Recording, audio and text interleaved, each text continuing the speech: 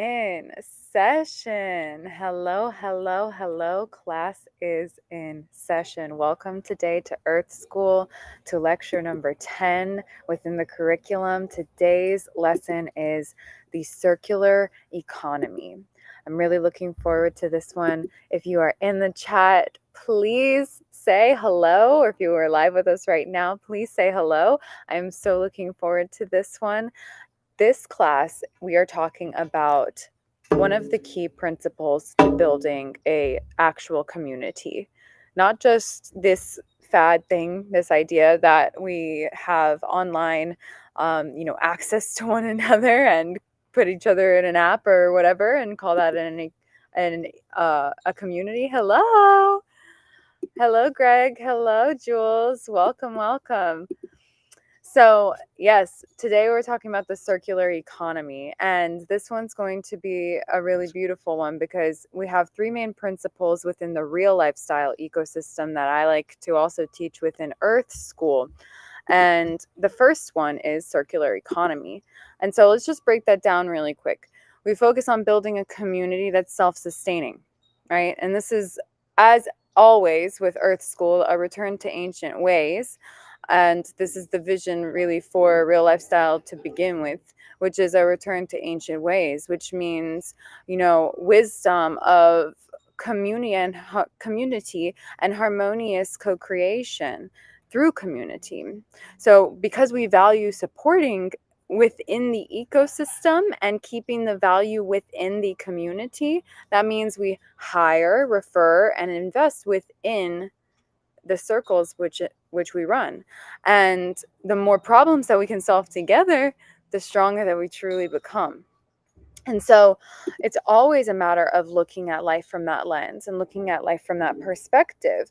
For one, being able to ask open-ended questions. I saw a really beautiful live stream today, a training by David Meltzer, and he was talking about, just in alignment with our mission to unlock 1 billion closed minds, how true it is that when we ask open-ended questions, we're able to find some kind of common ground and dance with one another in a way that brings us clarity on what it is that other people around us are actually solving for, which gives us the opportunity to solve those problems with them or for them. Because what is the point if we're not making each other's lives better by making each other's lives easier? And in order to effectively do this, it really does require us to learn how to listen properly and ask the right questions and come from a place of servitude and genuine being of service, and not coming from a place of seeking to gain something for our own selves, which is what we are really conditioned to do in life.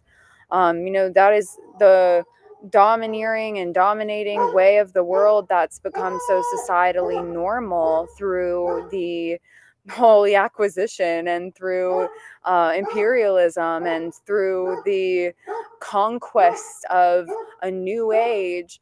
These are things that have trickled down into the ways that we relate to one another, even on a nuclear level within the family, within a direct local community, and then into our state or our county, and then our state, and then our region, and then our country, and then of course the whole world.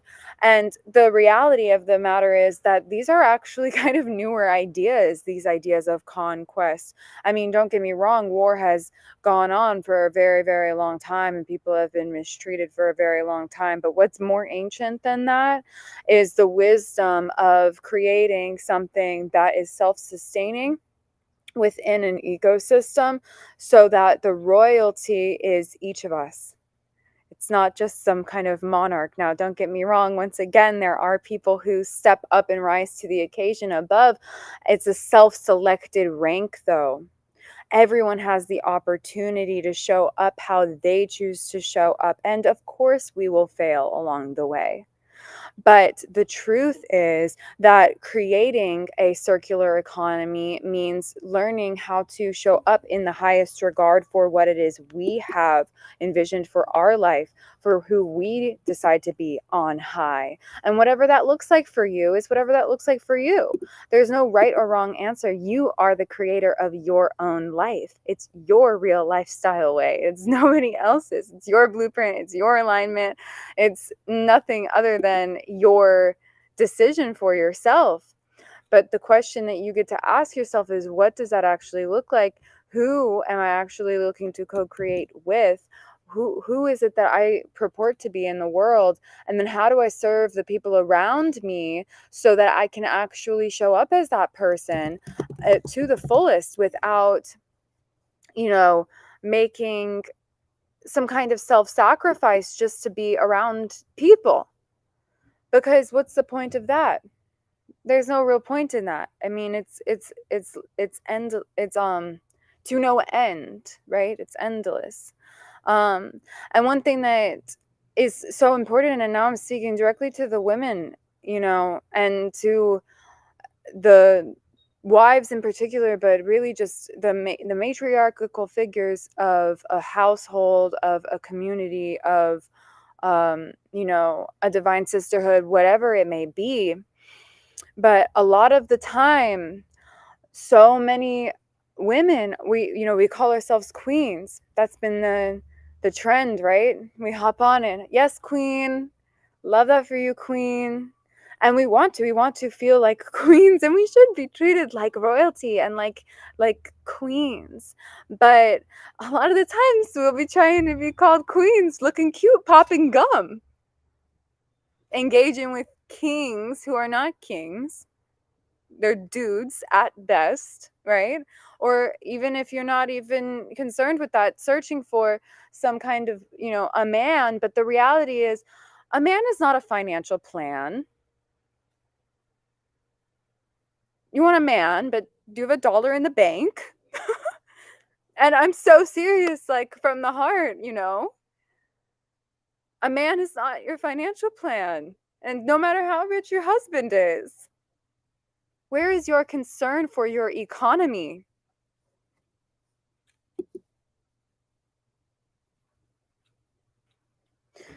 Our circular economy is what we create whenever we allow ourselves to surrender into our femininity.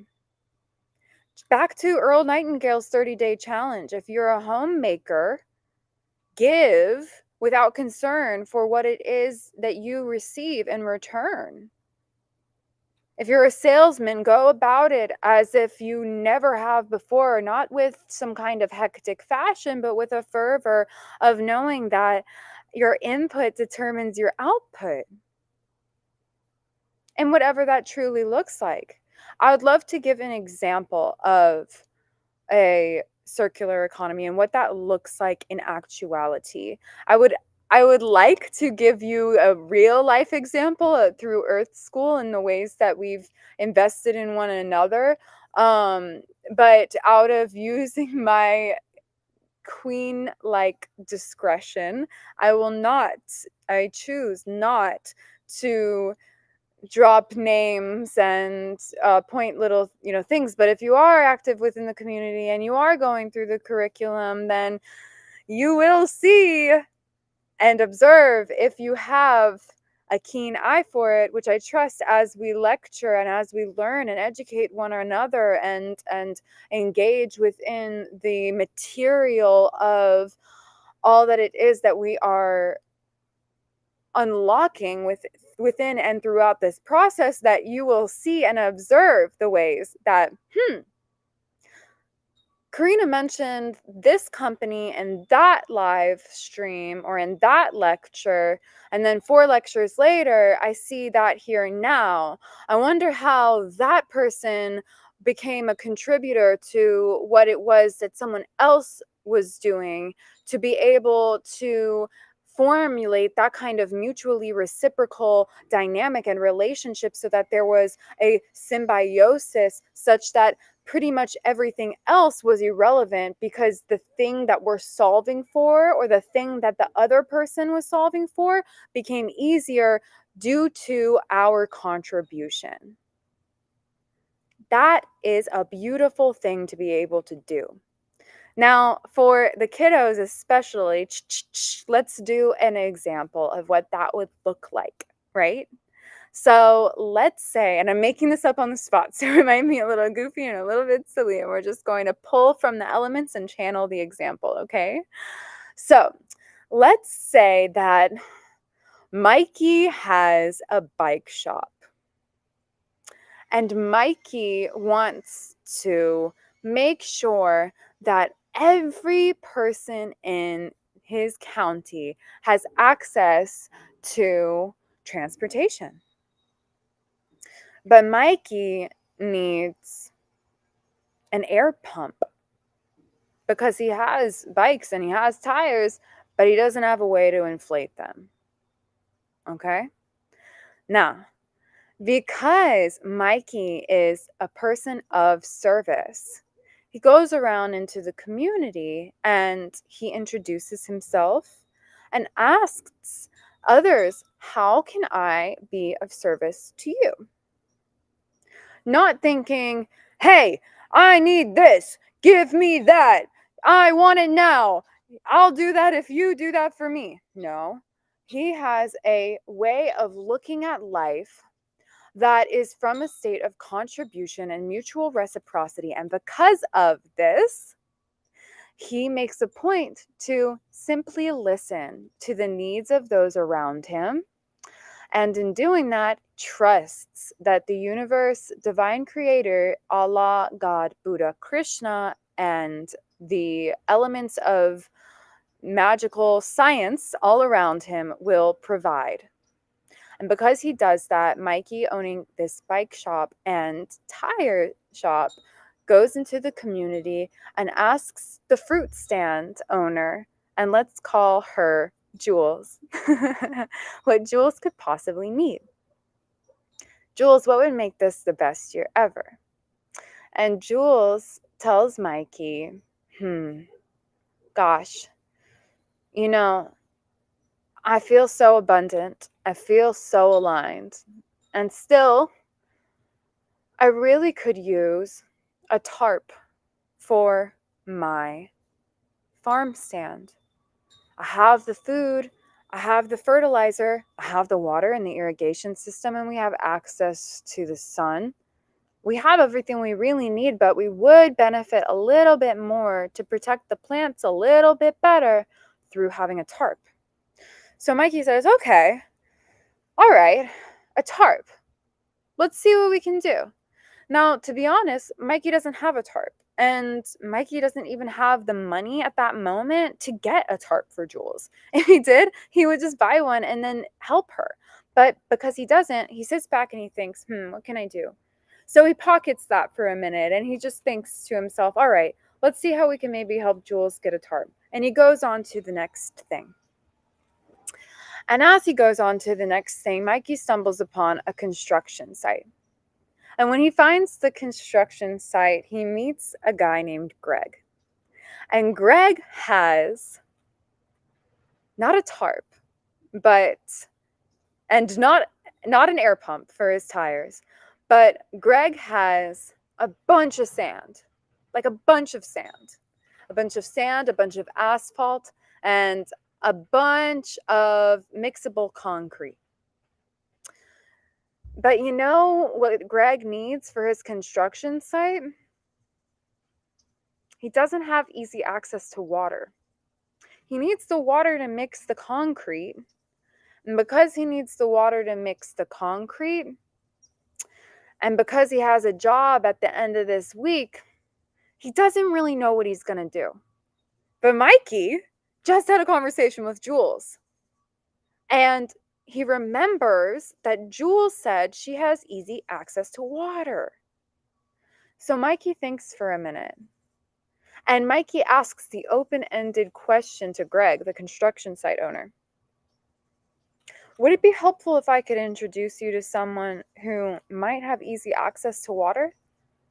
I know what she's looking for right now is a tarp. I don't know if you got anything like that laying around here. But if we could find someone to help solve her problem, and maybe even not, if not, she probably would be willing to help you. So Greg and Mikey go over to Jules and they ask Jules, hey, Jules, we know what you're looking for is a tarp, but this is my friend Greg owning a construction site, and he really could use access to clean water. Well, it doesn't even have to be clean, but water for mixing his concrete. Do you think that he could help you out? Or do you think you could help him out? And Jules says, hey, I don't mind. Even if you don't have the thing I need, I want to help you however I can. So Jules makes a point to give Greg the water. So Mikey still doesn't have his air pump. Jules still doesn't have her tarp, but Greg has his water. So everyone goes home for the night. And then the next day, everyone rises back up to the sun. They do their sun rising, disciplined clarity and consistency. They go into their practice, they do their meditation, their prayer, yada, yada. Then they start and they go about the day. And as they're going about the day, Greg works on the job. And whenever he gets to the job, he delivers the concrete to the construction site where he is building. And while he is building there, right next door, they are dismantling the county circus. And what are they putting out at the garbage dump? But a bunch of tarps. And so Greg calls up Mike. Mike calls up Jules. Jules gets her tarp. And then Mikey was able to help Greg and Jules solve their problems, while also making sure that the dump wasn't going to have garbage go to the landfill because they repurposed the tarps that were being thrown out by the circus. Now, Mikey starts getting a little bit worried because he says, ugh, I'm helping everybody else with their problems, but no one's helping me. And then he catches that and he says, all right. I'm going to remember that I'm doing this from a place of service, not from a place of transaction. So I'm going to acknowledge that my mind tried to be a little bit egotistical and feel like I was being undermined, when the reality is that I trust that universal divine source creator, Allah, Buddha, Krishna, magical universe of science is providing for me. And in that, I surrender to this moment and trust and allow as I continue to go about my day. So Mikey's bike shop owner and the tire supply guy goes to sleep once again. And then he wakes up the next day. And as he wakes up the next day, he gets a phone call. It's not from Jules. It's not from Greg. It's not from the circus person that owns all the tarp that's being given away. But instead, it's from the person who owned the circus and provided all their supplies. He says, hey, Mikey, I heard, and we don't really hold phones like this anymore. He's like this. Hey, Mikey, I heard from Greg, the construction site owner, that you were in need of an air pump. Well, I might be able to help you out. And he asks Mikey the open-ended question. Would it be helpful to you if I connected you to our circus balloon supplier? He's got a bunch of air pumps, and they're just now upgrading the warehouse. I bet you he'd get rid of the old one for you, especially because you have been such an active servant within your community. And we all see that and acknowledge that. Mikey says, thank you so much. I would love to be connected to this person. That's a huge help. Huge help. I almost can't even believe how provided for I feel. And so Mikey hangs up the phone and he sits and reflects for a minute. And he actually crosses his hands up to Anjali Mudra and begins to call into his heart in prayer and in meditation. And he says, Divine Creator, God, Source, Allah, Buddha, Krishna, Elohim, universal, scientific, magical entity being that has been so faithful and never left my side. I have to acknowledge that I almost left yours. For a moment, I did not trust in you. And for a moment, it was so close to even not existing, but it was true that I did not fully trust in you. And I just want to acknowledge and give you praise and thanks because I chose in that moment to just go downstream and surrender. And because I was able to pull into the universal laws of wealth and health, I know for certain that this is how you operate every single time. So Mikey gets his air pump. And Jules, she got her tart. And Greg, he got his water. And he was able to provide the concrete slab at the construction site beside the circus. And the circus was able to disassemble without wasting any tarp. And the person who supplies the things to the circus was able to get rid of their old air pump without having anything go to waste. Now, yay! Yay! A circular economy. But I want to acknowledge a couple of things. Mikey gave without asking for anything in return. Mikey made a point to go out into his community to solve a problem, any problem, right? Jules gave before she knew that her issue was going to be solved for. Greg became an evangelist for someone else's cause and made a point toward creating a solution for somebody else, trusting the proximity of his environment and observing presently the things surrounding him, looking for a solution to solve in reciprocity for those who gave to him. Give and it shall be given unto you. Seek and ye shall find. Knock and the door shall be open unto you. For every one who giveth shall receiveth. For those who seek findeth, and for those who knock, every one it shall be opened. The Sermon on the Mount, right? And that's how it can go. And even more beautiful than that, or maybe equally as beautiful, but the truth is, that's how it does go. That's how it does go when we know ourselves. And Jules, I saw you reposted my video today that I put out on TikTok and Instagram, where I was talking about how if you're not a divine woman or the literal top 3% of business owners, and you're not making sure and referring the women and children in your life toward the health and wealth holistic education that we are providing, you have absolutely no business leeching on or following to simply absorb the radiance of what it is that we provide into the world. I mean, don't get me wrong, I know how invigorating and uplifting and how much vitality and essence and elegance I embody in this plane.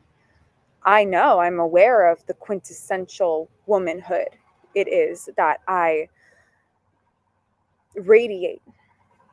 intentionally. And the reality is, in creating a circular economy, I must tell others to kick rocks if they are not going to make a point to circulate within the economy, which I have concern for. It's not that you're not giving something to me, you shouldn't be around me. It's not that at all. It's that I'm not seeing you give to anyone around me, which means I'm not going to welcome you into my space. And that, my dear friends and loved ones, is the art of discernment. And we'll talk about this in this privacy is sacred lesson, but this is very important that we all have an understanding of. Because in order to create a circular economy, we must have discernment. Because we value supporting within and keeping the value within the community. And if there are those who are comfortable observing what is happening within the community and then Robin Hooding and taking it out, the fact of the matter is you're not Robin Hooding. Because if you are Robin Hooding, you're taking from those who are not giving to those at the bottom and giving to those at the bottom. But what we are built to do is to build as above, so below. Universal truths, reason from first principles, as above, so below, meaning we are working with the top 3% business owners in the country on the planet, and we are working with the families who come from poverty, who have seen what it is to actually struggle in this lifetime, and we are bridging that gap. So anyone comfortable sitting back, laying back, kicking their feet up in between and not contributing is not welcome within the ecosystem. That is the essence of being able to hire, refer, and invest within. That is investing in one another and becoming a member of a true society, a real economy, a real ecosystem. That must be protected. And that is the essence of iron sharpens iron. We have a high standard for quality and growth minds. So bring your A game to life and support every single other person doing the same thing. And there is not a tolerance for average. Kicking your feet back, observing, and just being okay with other people around you hustling and bustling and not sleeping. And you have the gall to complain about the fact that you don't have something handed to you?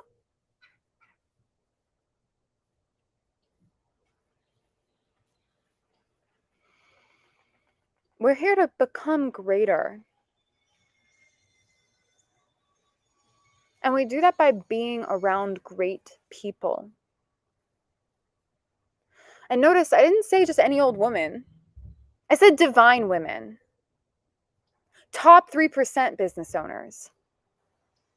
People who are here showing up in the energy that it is that they are here to be. I'm not talking about circumstances. I'm talking about energy. I'm talking about who are you energetically on a frequency and a vibration. Given it shall be given unto you, baby dolls. Iron sharpens iron.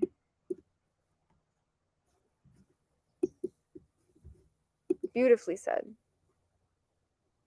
And Jules, I see so much of that in you, and I always will tell you this because that was the first time I saw you on TikTok. I just said,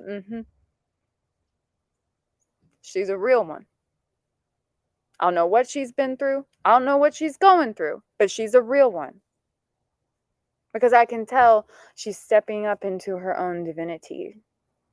I could only recognize it if I was doing it my own self. And within that period of time, I became a person. We all have recognizing that unlocking minds means that we all have the capacity to have our mind locked at times. All of us. But one of the most valuable assets that we have is time. And so when a person is expressing an energetic vibration that is low and closed and locked, we have the ability to say, it might not be the right time for us to collaborate. I love you. I see your value. I trust that you will come up to this frequency once you work through what it is you're working through and find yourself floating downstream once again. It's real warm down here.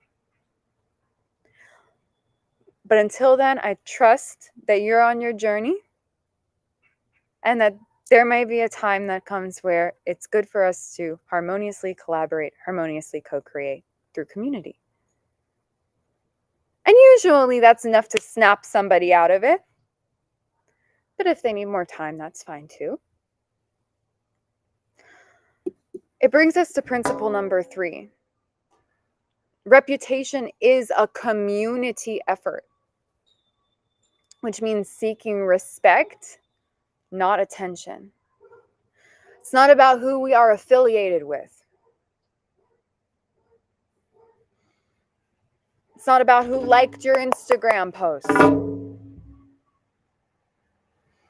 It's not about who can laugh the loudest or be the silliest in the classroom. It's not about who looks so hot today, this weekend, in their selfie.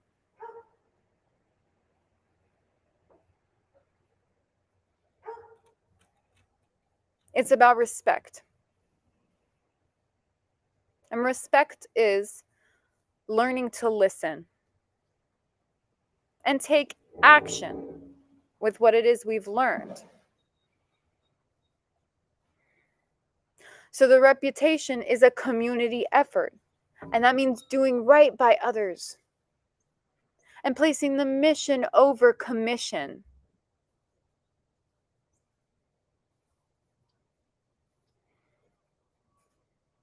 Where is my concern for my economy? We can return to ask. Not what's in it for me, but Joe Polish's book, What's in it for them? The goal is to serve our community with the best, not just grabbing low-hanging fruit.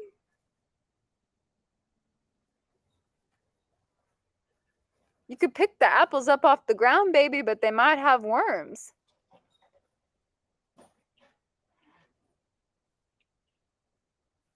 So don't be surprised you bite into that thing and it tastes gross.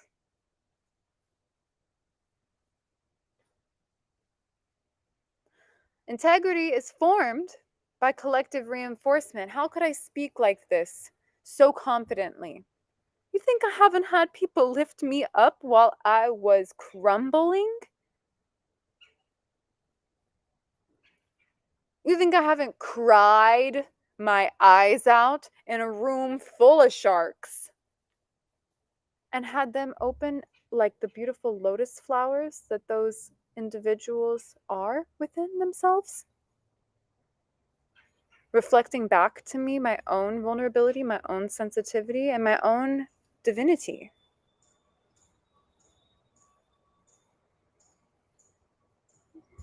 You think I haven't had someone kick me in the face because of how close-minded I had been, gut me, and just cut my throat because of how selfish I was being and how it showed up in the way I showed up?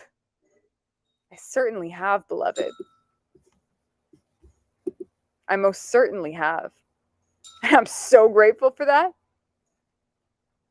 And if you're a lucky one, if you're fortunate, I'll say,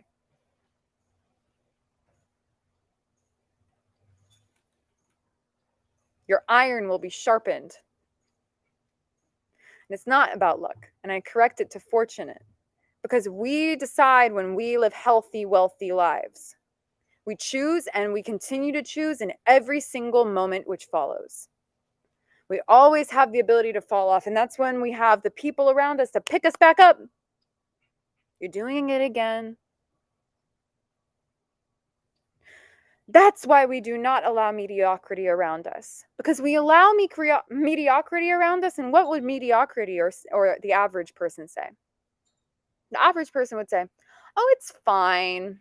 Everybody falls sometimes. It's okay. Just sit down until you feel enough rested to pick yourself back up. It's okay. No, not in my circle. I don't care how tired you are. You got a scraped knee? Good. Pick yourself up. Carry yourself over that finish line. I invested in you, and I'm going to watch you win because you're a winner.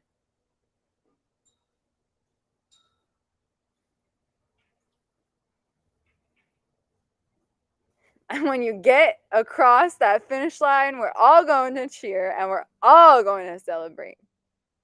I'm not going to let you quit.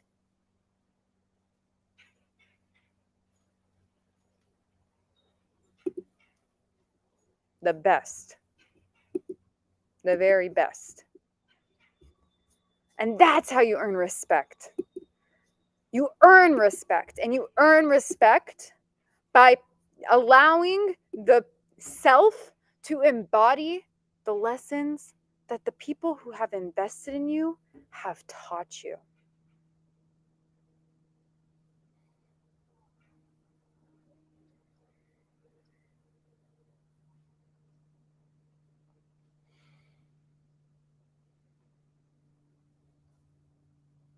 Lotus flowers, my jam.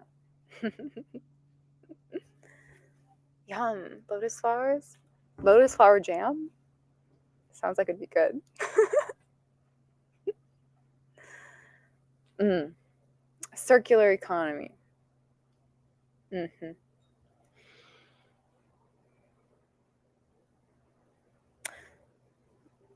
makes me think of The Value Creation Kid, which is a book by Lee Benson and Scott Donnell, the founder of Gravy Stack, which you'll be learning all about in the quarter system lesson. Really, really, really powerful resource. And talks about a lot of the things that we are talking about here in Earth School. Gratitude. Yes, indeed. And, you know,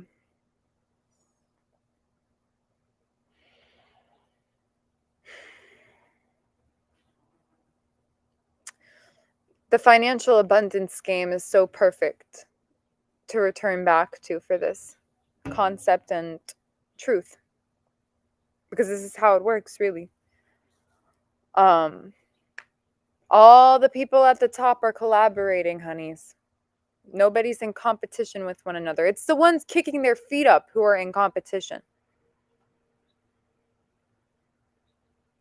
They're trying to lean back and get a good look about what everyone else is doing and take note. But they're not taking notes. Y'all be taking notes. So put a picture of your notes in the community. The financial abundance game has a picture from Dan Sullivan, a quote from Dan Sullivan with the art in that's collaborated with Joe Polish, and it's the quote that says, if you have enough money to solve a problem, you don't have a problem. That is the essence of the circular economy. So, divine gratitude, beloved, all of you, thank you so much for joining in, being a part of today's class, for being a part of our circular economy, for being the iron which sharpens my iron, and for being individuals I inherently, intuitively, instinctively, and entrustedly respect. I'm very grateful, and I trust that this message finds you well. Love is law. Family is business. see you tomorrow for our class on currency and cash flow. It's going to be a good one. We're going to listen to some music. That jet life. Okay. We'll talk tomorrow. Bye-bye for now.